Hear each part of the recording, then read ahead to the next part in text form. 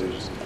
And she's like, what do you think? I was like, I think it's awesome. I think it's crazy. He's not doing any CG. There's no green or anything. He's building everything. It's puppets and sets. I was like, that makes a lot of sense. It's cool because that's the movie we saw when we were kids. It's so smart and stuff. And I kept commenting on it very clinically, intellectually. Like, this is what one would do if you were to reboot Star Wars. This makes sense. Nothing here yet. You know what I'm saying? Yeah, that was about to happen.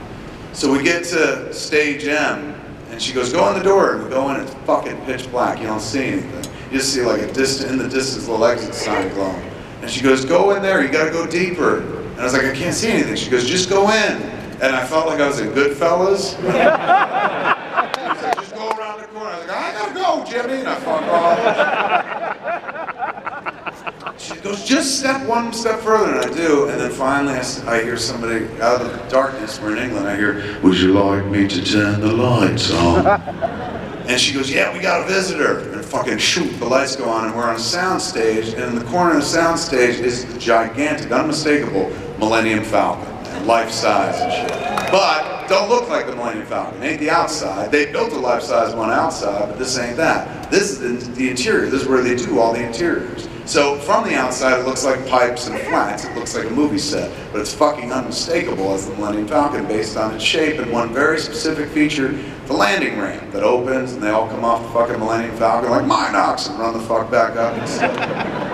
I see that from a distance. I'm like, holy shit, he built a Falcon life-size? She's like, he built two. And I was like, oh my God, he's a genius, man. He's doing the Lord's work and shit. And she goes, do you want to go on it? And I was like, fuck yeah, are we allowed to? You know what, I don't give a fuck, let's go on it, man. And she's like, yeah, we can go on it all the time. I go on it all the time, let's go. And she leads me over and we go on to Millennium Falcon. She goes on first, man. The whole time we're walking over there, I'm like, this is fucking nuts, man. I love this shit when I was a kid and whatnot, and now I'm on a Star Wars set. I'm about to walk on the fucking Millennium Falcon. This is nuts, and all this makes sense. Why wouldn't he build a big fucking Millennium Falcon? That's how I'd do it if I was directing. Everything was all fucking right in the head, until I got to the landing ramp. And I took one fucking step, following Morgan. She walked up like fucking, you know, she was born after 77. This shit wasn't her religion. They were just some movies happening and shit. So she walks on the Millennium Falcon, it's just like walking into the bathroom. I take one step on the fucking Millennium Falcon, 10 years dropped off my life, man. Suddenly I wasn't 44, I was 34, which means I never made Cop Out and I didn't have to work with Bruce Willis. And life just got instantly better because of it, man. Everything was lighter and shit. I felt younger, you know, like as if the world was new. And then I took another fucking step, 10 more years of my life fucking dropped off. And I'm in my 20s, my early 20s, when I'm making all those movies, the earlier, better ones, as I call them now.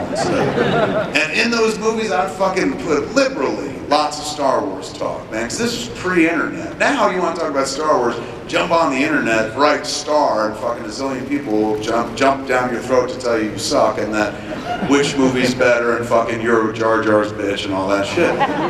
But there was a time where you couldn't get anybody to talk about Star Wars anymore. Like seeing some of my closest friends, man, I'd be like, man, I just rewatched Empire Strikes Back. And they'd be like, why? Oh, that's that old movie and shit. Why would you watch that? I'm like, are you kidding me? We grew up on this shit. This is our religion. People didn't talk about the movies. There was a period where nobody gave a fuck about Star Wars anymore. It was very short.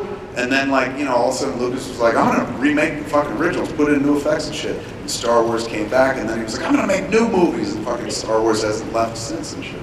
But this was at a period where they weren't talking about it anymore. They were just some old fucking movies and shit.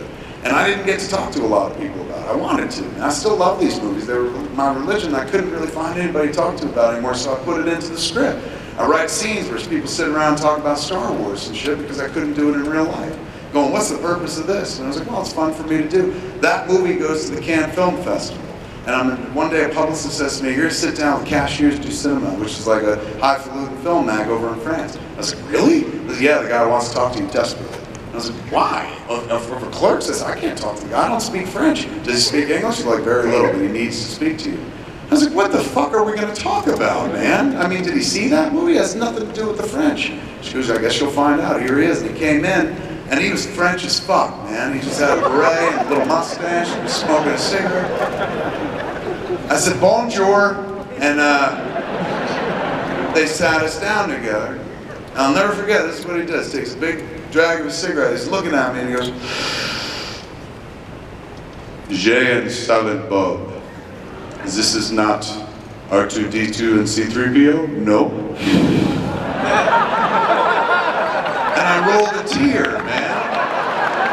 I was like, this brother from another mother across the Atlantic, he wants to talk about Star Wars too. And that's all he talked about. He said, nobody talks about the Star Wars anymore, and I love these movies, and you talk about this movie, let us talk about Star Wars. And that's all we did for a half an hour.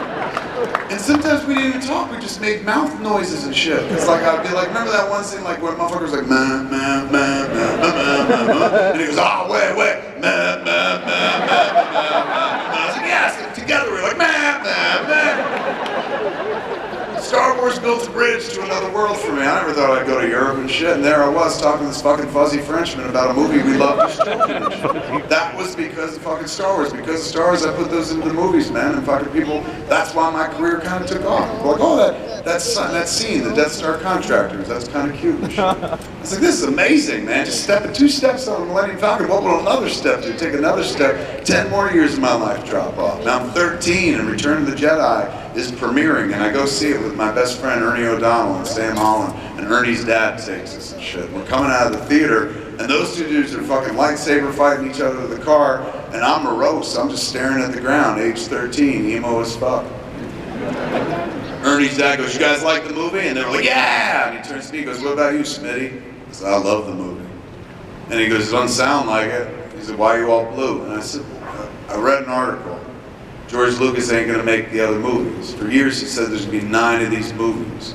And now he says there's just gonna be 3, so this is the last movie we're ever gonna see, man. Like, that's it, it's all over. And he goes, that bothers you?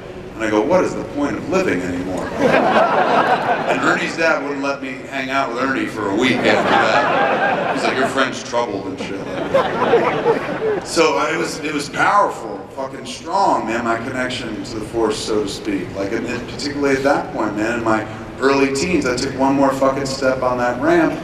I'm 7 years old, and I'm walking into, you know, fucking Star Wars with my parents and my brother and sister. I'd heard about this movie in school. It sounded fucking cool and shit. There's a space dog in it and shit. We went to see it, and I walked into that room, and I was a Catholic. I was raised a Catholic. I was an altar boy and shit. I walked out of that room, I was a Jedi. I changed faiths altogether. And it, you know, is how I made friends, and hours of endless play, the creativity, you know, that I try to practice today in life and shit came from starting to make pretend with figures and shit. And suddenly, there I was on the bridge of the Millennium Falcon, and back to point zero in my life where these movies began. And I just got emotional, and I started bawling, man, like tits going up and down, bawling, like really just blubbering even. And Morgan is like, looking like this is fucking awkward, like she don't know what to do, and she's like, oh my god, I'm sorry, people usually like coming here. And she's looking at me like I was like, the Falcon touched me wrong when I was a boy. I said, no, these are happy tears, you don't get it, this is the greatest gift I've been given in a long fucking time. You guys just literally dialed my fucking clock back, man, it's breathtaking and shit like that. Can you believe it? Like, I feel the way I felt when those movies first came out. Like, I do this shit for a living, not good like this, but I do make movies and shit. So I know how the sausage is made. So I came here going, oh, let's just see the set, this is cool. And now I'm feeling it. It was all here, and now it's all right here in my fucking chest. I feel like I'm 7. I said, God damn it, if you guys can like bottle just 0.0001% of what I'm feeling right now, you're gonna make $1 billion. And Morgan goes, we're gonna make $1 billion anyway. I was like, you ain't fucking kidding, take me back to JJ. And we went to fucking JJ, man, and they just finished another take of that massive take.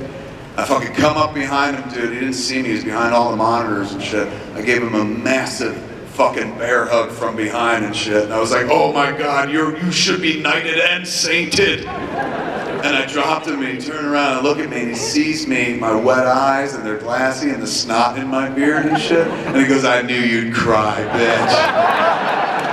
I was like, you're just a mad genius. You built it all so fucking huge. You're doing it right, brother. I was like, this is fantastic. This is the way it should be done. Everything is tactile. People wearing rubber. Like, fucking dude, let me tell the world. And he was like, no, you can't tell anybody. And I was like, all right, but I'm going to put a picture of me up on Instagram crying. And he goes, that's not going to send the right message about this movie. I was like, no, I will. And I did, and people were like, holy shit, that movie looks legit and shit. If it made this guy cry, it must be fucking Smuckers, whatever the fuck. So, you know,